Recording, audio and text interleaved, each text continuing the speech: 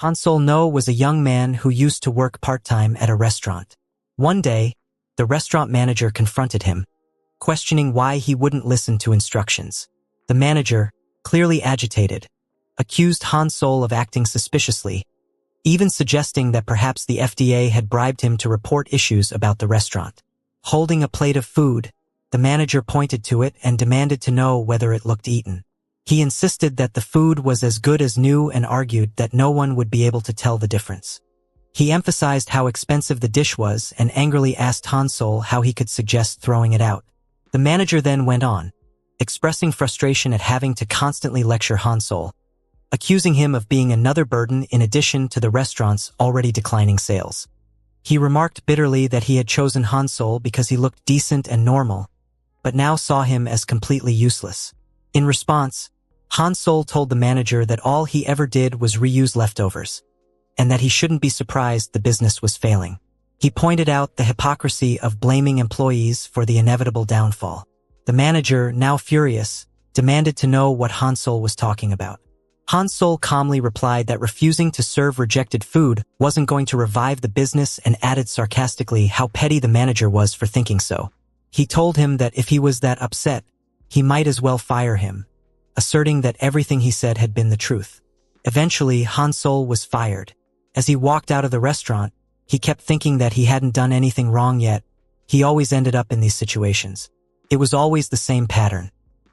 His temper would flare up, take control of him, and later, he would be left with nothing but regret. He thought to himself that maybe he should have made sure the rent was covered before quitting the job.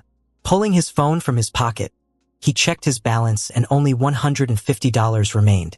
He realized this was far from enough to cover the month's rent.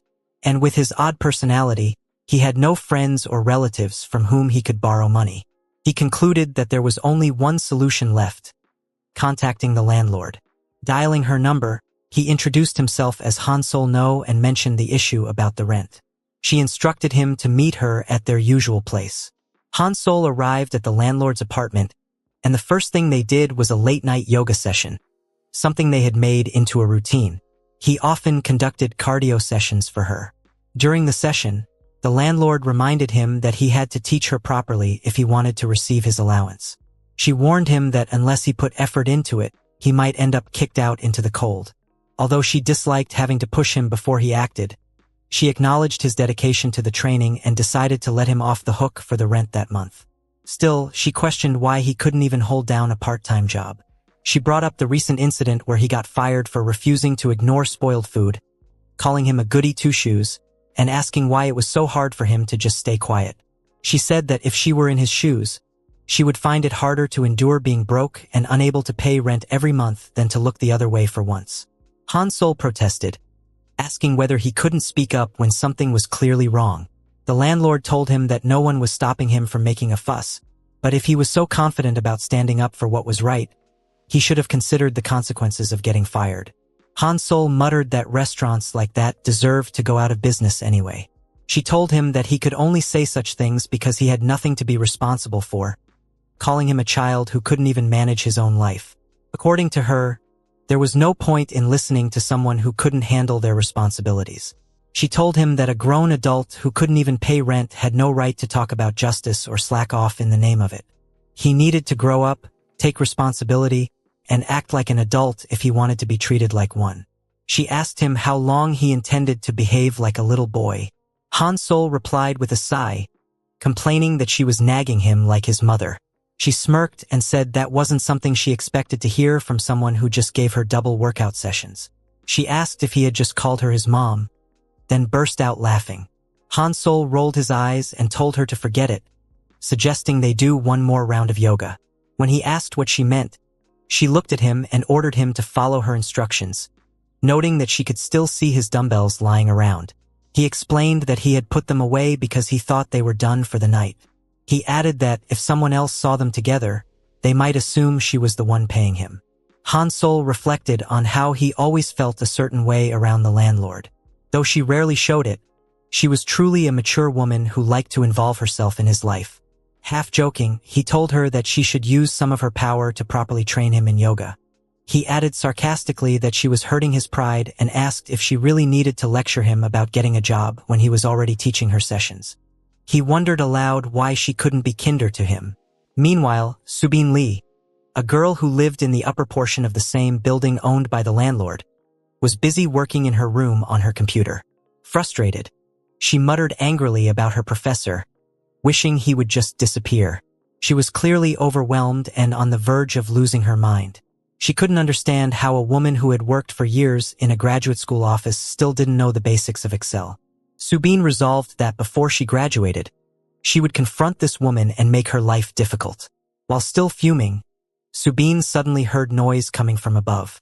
She sighed in irritation, realizing it was the landlord and that boy, Hyen, doing their workout again loud as always, even at this late hour. She grumbled that she couldn't take it anymore and decided she had to go and stop them, as they were disturbing her concentration and peace. Subin, visibly irritated, stood up from her desk and headed upstairs to the landlord's apartment. As she climbed the steps, she muttered that she lived downstairs and could clearly hear the noise. She knew they were inside, and complained loudly at their door, saying they were being unreasonably loud. Inside the apartment, Hyen heard her voice and admitted that maybe they shouldn't have been doing yoga at this hour. The landlord, Hyen Jusung, waved off the concern and told him to ignore the girl, claiming that she always found something to complain about. Hyen, however, noticed that the doorbell kept ringing persistently and decided to go out and talk to her. He assured Hyen he would be right back after a quick word. But Hyen tried to stop him. She pleaded with him to stay and finish the training session, insisting that he needed to listen to her. Meanwhile, Subin remained standing outside the door. Inside, Hyen told Hyen again that he would just step out briefly to have a word with her. Hyen, sounding exasperated, questioned why he cared so much when she was the actual owner of the house. Hyen replied that, despite that, they weren't exactly innocent in the matter either. He stepped outside, apologizing for disturbing the night. He explained that he had just been finishing up some work when he opened the door. But to his surprise, no one was there. Instead, he saw a number of posters plastered all over the walls. The posters were angrily worded and specifically targeted Room 401. They read, "Room 401, you people are monsters. I've told you last month and the month before that and multiple times in between to stop having your health sessions. I don't know if you're ignoring me or just don't care. I'm begging you, please stop. This has been going on for ages. I'm not even asking for forever, just take a break for a day or two. You're disturbing me." Hyen was stunned as he saw how many posters there were. They were everywhere, plastered on the door, scattered along the walls, and even lining the stairwell. Shocked, he muttered to himself how excessive it all was and began tearing them down. He grumbled that Subin must be crazy to go this far, wondering how far she had gone to post them all. As he was pulling the posters down, Hyen stepped outside and scolded him. She asked why he was taking them down, accusing him of overstepping his boundaries. She reminded him again that the girl downstairs was sensitive and had been acting more irrational than usual lately. Hyen sarcastically asked what he intended to do about it now, labeling him an overstepper. Hyen, confused, asked what she meant by that. Hyen sighed and began complaining that the situation wasn't fair. She pointed out that they were simply working out in their own home while resolving a rent issue. It was her house, bought with her own money. She questioned whether she was supposed to stop her activities just because someone told her to. Without waiting for a response, she then began stretching and resumed her yoga session right there in the hallway. Hyen stared at her in disbelief, asking how she could possibly do this outside their room in full view, but she seemed unfazed. She casually explained that she had been thinking about something lately and decided it was time he started managing the villa. She admitted she was growing tired of handling everything herself and figured Hyen might be suited to the job, since he liked meddling in matters anyway. She offered him a deal: manage the property and receive $4,000 per month, along with continuing to teach her yoga sessions occasionally just like today. Just at that moment, Subin Lee arrived upstairs and spotted the two of them together. Hyen had ordered Hyen in a firm voice, telling him that if he wanted to live there and get paid, he would have to do at least this much cleaning the entire floor. Without waiting for a response, she walked away, leaving him to handle the mess. Hyen stood still for a moment, reflecting on what had just happened. He thought to himself that he had finally done something he never had the courage to do before. Since people were usually around, he had always avoided it, but now he felt he should quietly clean up and head back inside. He moved to switch on the hallway light, muttering in confusion about whether the sensor light had broken since it wasn't turning on. But as the light suddenly flashed on, he was startled to see Subin sitting right in front of him in the dark. His body tensed at the unexpected sight. As soon as he spotted her, he turned and rushed downstairs toward her apartment. Reaching her floor, he called out, asking where she was going. He noticed that all of her posters were scattered around again. Subin had gone back into her apartment, surrounded by the same posters. She sat silently, thinking to herself that she had made direct eye contact with that man. Everything she had done was supposed to catch the landlord's attention and show her just how big of a deal it was to host a jumping session outside like that. She couldn't believe how it had turned into a public spectacle, like advertising their yoga sessions to the entire world. She trembled as she looked at the posters, worriedly wondering what she had done. The next morning, Hyen and Hyen sat at the table having breakfast. During the meal, he cautiously brought up the subject, asking why she had put him in charge. Hyen, with an amused smirk, responded ironically by asking what it was now. Son. Hyen sighed at her tone. He clarified that he didn't have anything against her calling him, that it just made him curious as to why she would assign him such a role. Hyen casually explained that she brought him in because he was good at teaching resistance band sessions. Later, as Hyen stood at the sink washing dishes, he continued to wonder if there was any other reason. Hyen remarked that the place was quite a hassle to maintain and mentioned that all the people living downstairs had a lot of issues. Hyen suspected she was referring to the girl he had seen the night before. He figured Subin had probably seen and heard everything that had happened outside. Then Hyen confirmed his suspicion. She told him that Subin was a strange girl, so strange, in fact, that even the other tenants had started complaining about her. She declared that from now on, Hyen would be responsible for handling her. That included hosting training sessions and helping out a jobless person, which she framed as a perfect example of mutual dependence. Hyen asked just how bad the complaints were. Hyen replied that he had witnessed it himself the previous night, how she reacted the moment something annoyed her. She said Subin had a tendency to get right in people's faces and had long since crossed the line with her hysteria. Before leaving, Hyen added that there was something else but quickly retracted, saying he didn't need to worry about it unless he actually ran into Subin again. Just in case, she advised him to take care of his body properly. Hyen pressed her to tell him what it was, but she brushed it off, assuring him that as long as he did what he was supposed to, there would be no problems. A while later, she walked toward her car. Hyen stood outside and waved her goodbye. She turned back and reminded him that he better not forget what he needed to do. He would get paid, but only if he worked hard and proved he was worth the money. She encouraged him to relax his face, telling him not to make her regret her decision, and that she was counting on him. Hyen replied with a simple okay, and walked back into the building. As he entered, he thought to himself that even if he relaxed his expression, it didn't change the fact that he had completely ignored a noise complaint and had proceeded with the yoga session. He wondered how someone could properly manage such a chaotic situation. Trying to push the thought away, he decided to start by removing all the handwritten posters from the walls. As he headed upstairs, he suddenly noticed that Subin was already there, quietly removing the posters herself. Their eyes met. Hyen hesitated before breaking the silence. He asked her if she was the one who had rung the doorbell the previous night. He acknowledged that they had indeed been quite loud due to certain circumstances and assured her that they would be more careful moving forward. But Subin narrowed her eyes and asked what those circumstances were. Hyen let out an awkward laugh, thinking to himself that her facial expressions revealed everything. He then realized she was already taking the posters down herself and offered to take care of the rest. He told her that if she gave him the ones she had already taken down, he'd throw them out for her. However, her expression grew increasingly cold and angry. She retorted that she didn't need help from someone like him.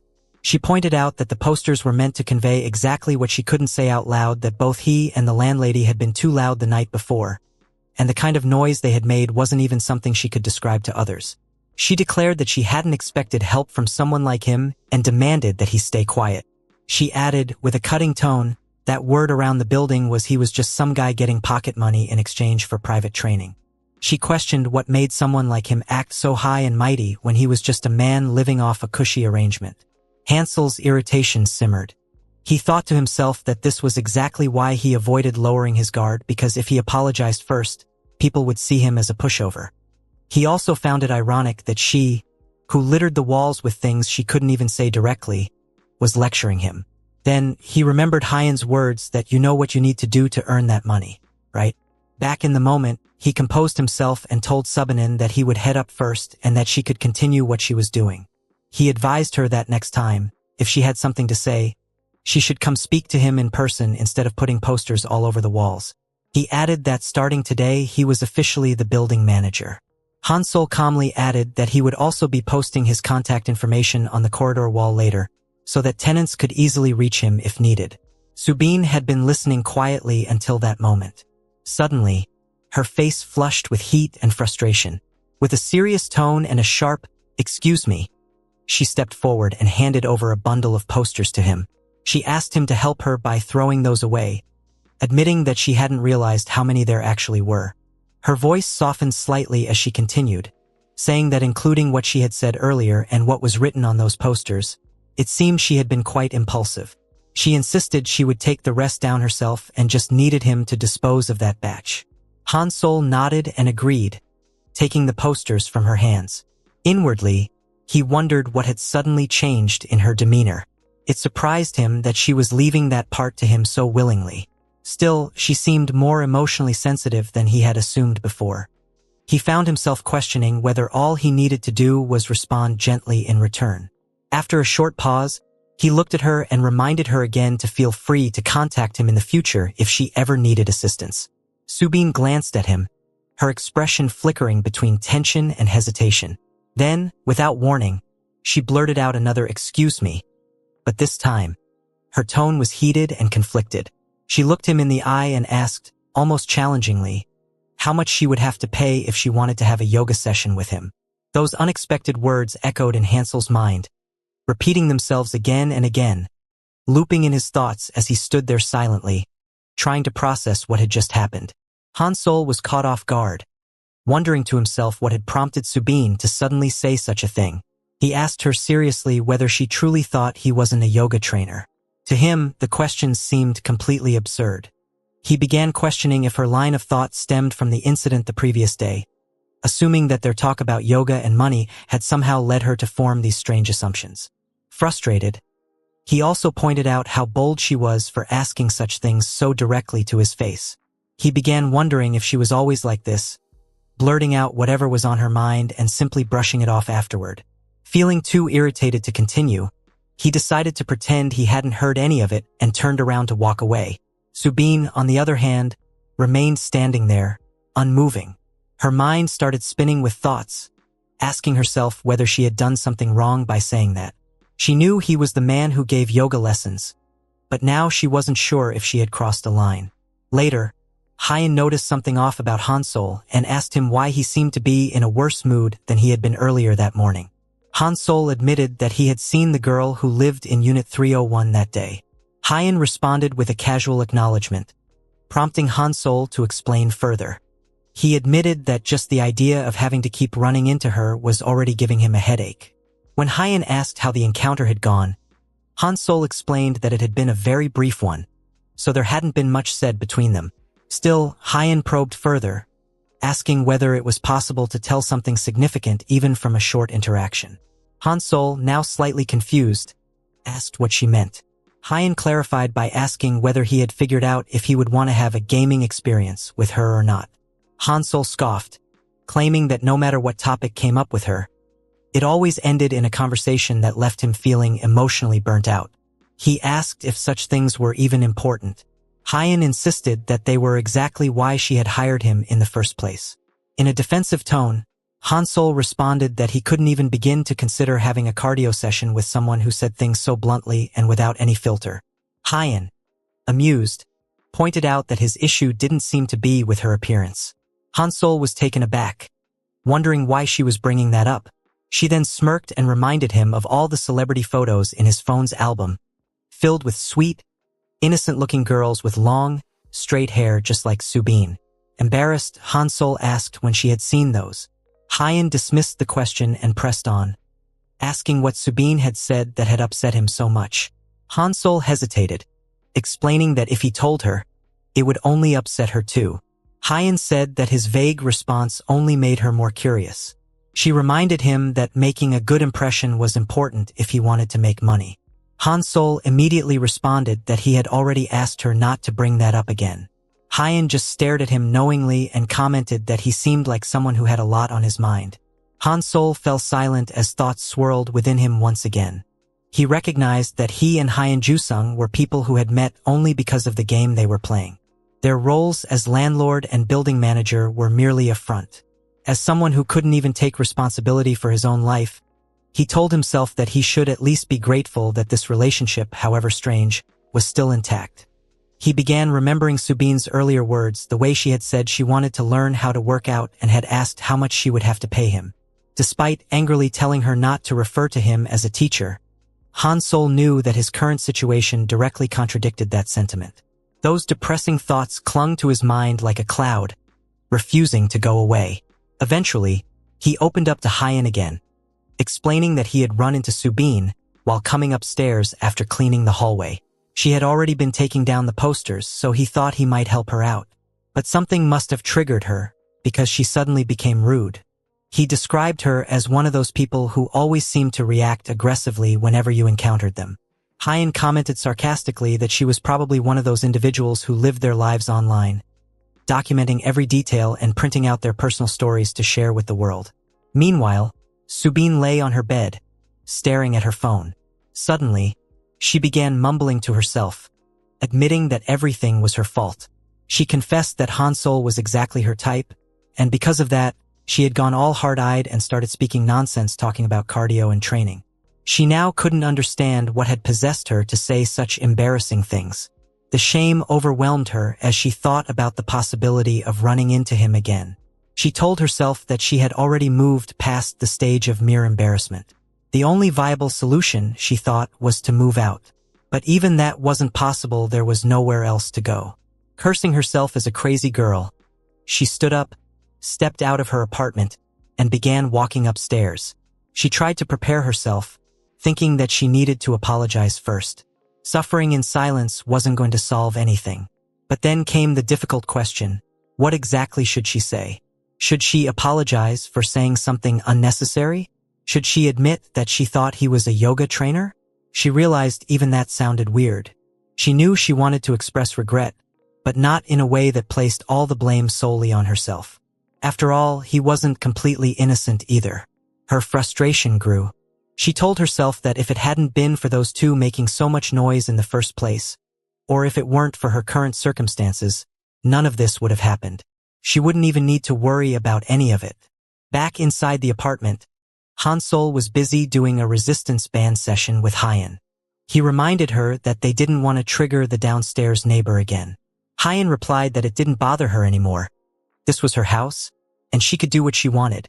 Hansol countered that he cared because he was now the building manager, or at least he needed to act like one. Hyen teasingly asked if he was now trying to protect his image to earn brownie points from a girl who had already rejected him after their first meeting. Hansol defensively replied that something like that could happen to anyone. Hyen gave him a knowing look and asked why he was staring at her like that, jokingly asking what she was going to do with her son. Hansol laughed and asked if she planned to keep up this mom roleplay. Hyen went along with the joke and said her son should go inside now. Meanwhile, Subin had reached the apartment and was peeking through the slightly open door. She noticed that the landlady was home and that the door wasn't fully shut. She looked inside and thought in disbelief that they were actually doing yoga with the door wide open. She found the idea outrageous. Even though she sometimes lost her temper, she told herself that hearing something like that would only be possible if someone pressed their ear right up to the door. Still, the mere possibility that they might be practicing yoga so openly left her completely stunned. Subin was also thinking to herself that even if the landlady overheard something, it would only happen if she pressed her ear right against the door. As she continued to peek inside, she suddenly heard Hyen mentioning that Subin was pretty, and also something about balloons. Han-sol, clearly confused by the comment, was wondering what that had to do with him. At that very moment, both Han-sol and Hyen noticed Subin standing just outside. Hyen pointed out that Subin could hear them and started laughing, pretending to be surprised, acting as if she hadn't seen her standing there. Hyen kept pretending it was no big deal and added, in a slightly mocking tone, that if Subin had that kind of personality, she should at least be aware of it, because guys usually didn't like that kind of behavior. Subin listened to the entire conversation, her emotions stirring. She was silently fuming, thinking to herself that he had bought her attention, and she was determined to get him to teach her the gaming experience, no matter what it took. Suddenly, the door opened. Han-sol stepped outside, his expression full of confusion as he caught sight of Subin standing there. He looked at her for a moment, puzzled, and asked what Unit 301 was doing there and what had brought her to that spot. Subin started running away from that place toward her apartment. Han-sol stood there for a moment and called out to her, asking her to wait. Subin rushed toward her room, looking extremely flustered and stumbling along the way. Her mind was in chaos, and she kept thinking to herself, questioning what she had just done. As she hurried downstairs, she muttered that she was just going home and needed to get there quickly. While she was running, Han-sol suddenly grabbed her hand, causing her to stop in place. He confronted her, asking why she kept knocking on their door and what she was doing in front of it this time. He wanted to know if she had been peeking. Subin, visibly confused, replied with hesitation, saying it was nothing. Han-sol looked at her, wondering what was going on, urging her to speak up if she had something to say. He noticed how nervous she appeared, trembling without a word. Just then, a voice called from upstairs. Hyen was yelling at Han-sol, telling him to put on proper clothes before going outside or to come back inside immediately. Han-sol responded that he would head up. Then he turned back to Subin and said that whatever it was she had to say, she needed to stop making it so hard for herself to even utter a single word. He told her to stop the strange behavior and to just speak to him directly if she had something to say. He warned that he wouldn't let her off the hook next time if she tried to run away again. With that, he walked off, leaving Subin standing there, lost in thought, thinking that this boy had thick and long hands and that the landlady always seemed to enjoy working out with him. When Han-sol entered the room, Hyen asked him if he had gone outside dressed like that. He explained that he had no other choice since the door had suddenly closed. He hadn't expected anyone to be outside, but somehow the door had opened. Hyen suggested that maybe someone had forgotten to close it properly. She assumed it had been the girl from Unit 301 and asked how it felt to catch the offender in the act. Han-sol replied that calling her an offender was a bit extreme, as it wasn't a big deal. She hadn't said a word even when caught, and it was as if she wasn't even the same person. He wasn't sure, but it was a relief for both of them this time. Still, as the building manager, he admitted to feeling concerned about running into her again.